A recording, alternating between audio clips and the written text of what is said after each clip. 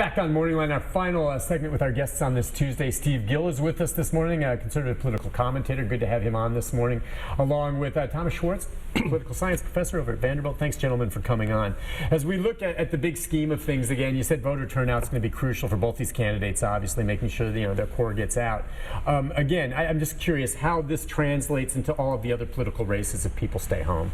What do you think, Professor? Well, I think the real problem for the Republicans right now, it seems less a problem for holding on to the House, but it is this real challenge of holding on to the Senate. And there are a number of contested, very tight races in battleground states, Pennsylvania, New Hampshire, Ohio, where if the Republicans do, or if there is a low turnout, or if Hillary's numbers or Trump's numbers are really low, they could lose the Senate. It'll be very close. Right now, most analysts have it at about 50-50, which means actually if Hillary wins, that the Democrats will control the Senate with the vice presidential vote, but it could turn even more toward 52-48. North Carolina and Pennsylvania are kind of interesting in that because both of those candidates were stronger and now seem to have been affected by the national race. Yeah, I mean, it's a big deal, isn't it? And I mean, I think, as you said, there's so many high negatives for both candidates. Some people simply are just not going to go to the polls. Well, and if Trump closes the gap in those battleground states, then that helps those Senate races, which is, again, why turning out the base and mobilizing the support in those battleground states matters, not just in the presidential race, but in those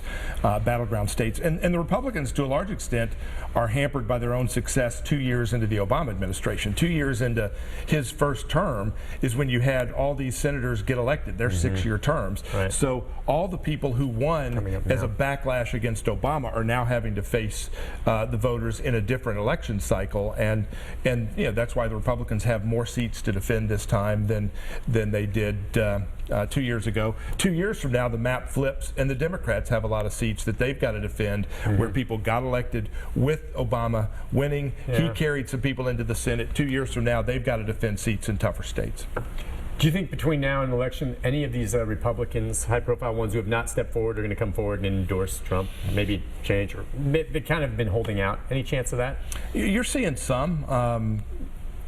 You're not. I don't think you're going to see Kasich. I don't think you're going to see Cruz. I don't think some of those guys will. But I think you're starting to see, particularly as they see the Senate being at risk, starting to come on board, and the risk that if you do not play as a team player for the party, you may get a backlash the next time you're before the voters and are having to depend on some of these same folks. I wonder, you think there'll be more coming up? I actually think it's all going to depend on the polls.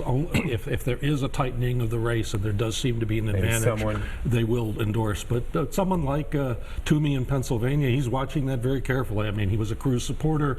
He wants to. He's got a strong campaign there. But for him to win, he's probably going to be seeing whether or not it really will benefit him. And I don't see this. I don't see this happening. If anything, I think what you might see coming up later will be a number of defections, which will be embarrassments to the Republicans. I don't think you've seen Governor Haslam endorse Trump at this point, or even say he'll vote for him. That's right.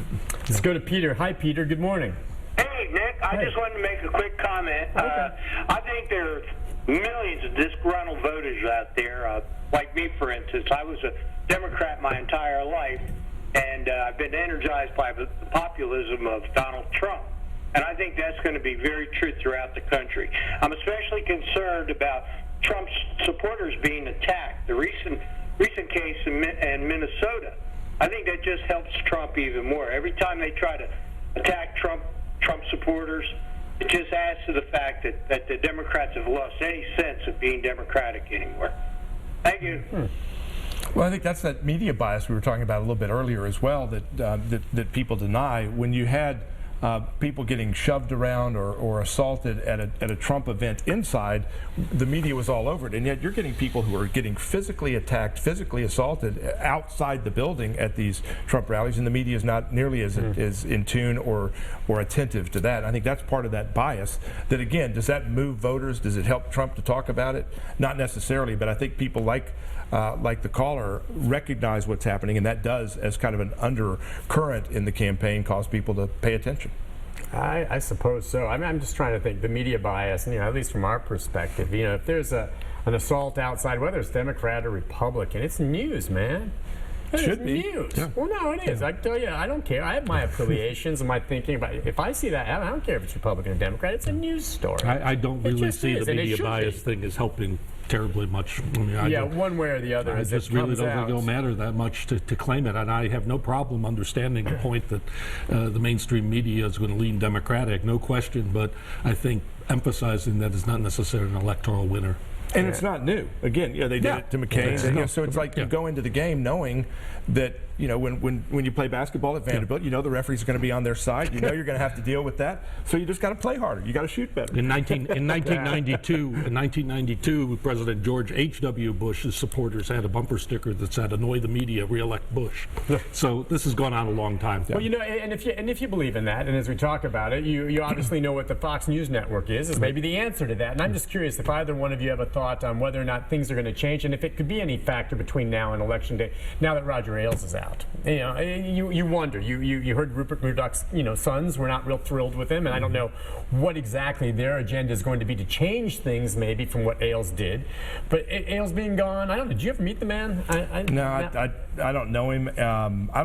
I don't think that you're going to see a big shift in Fox in the next. I mean, they still have their 60, main 70 media days. personalities, of course, but I do think that after the election, there has been some talk that Steve Bannon, who is now running the Trump campaign, who comes from Breitbart, who has, with an online news capability, pushed to millions and millions of viewers on their online site.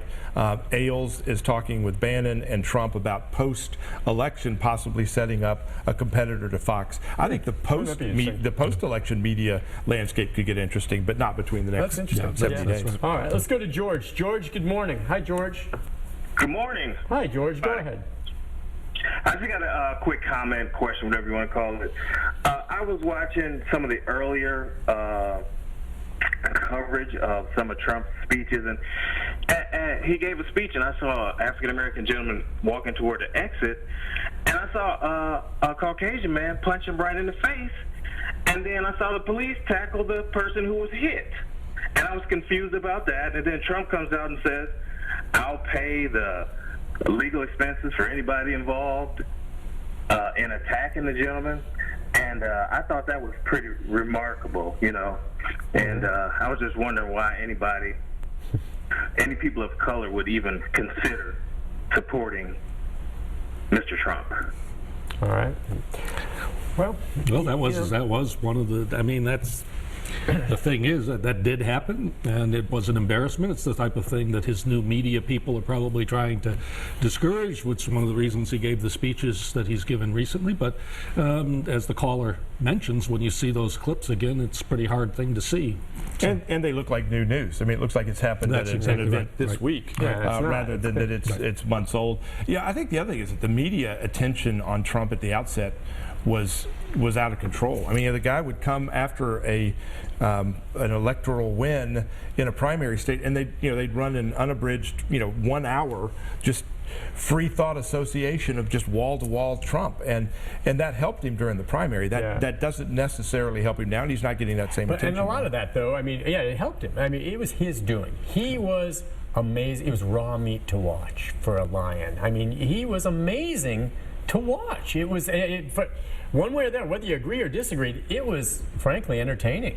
Yeah, but it did stir up people. So it stirred, and it was to his credit. And I did think it served him well. And on the other side, there's some negatives to that as well. But when you think, I mean, you're right. You saw his opponents change their tone and tenor, just try to out-Trump Trump. I mean, one of the things that killed Rubio is when he tried to out-Trump Trump. Can't do it. And it just did not work. It killed him. Can't do it. You're absolutely right. Now, at that stage, though, in Rubio's defense, it was Hail Mary time. Nothing was working. You had to do something different. Unfortunately, he hurt himself, and I think he recognized it afterwards that kind of getting into the insult game with Trump did not help him, and he'll have to recover from that. You're absolutely right. Let's go to Virgie. Hi, Virgie. Hey, good morning. Go ahead. I just want to say that if it wasn't for that biased media, Donald Trump wouldn't have near the advertisement that he's had for free to be able to get his message across.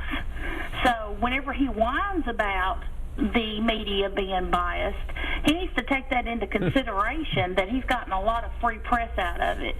And if we whine about the media being biased, we're getting that much closer to those countries who have controlled media by their government.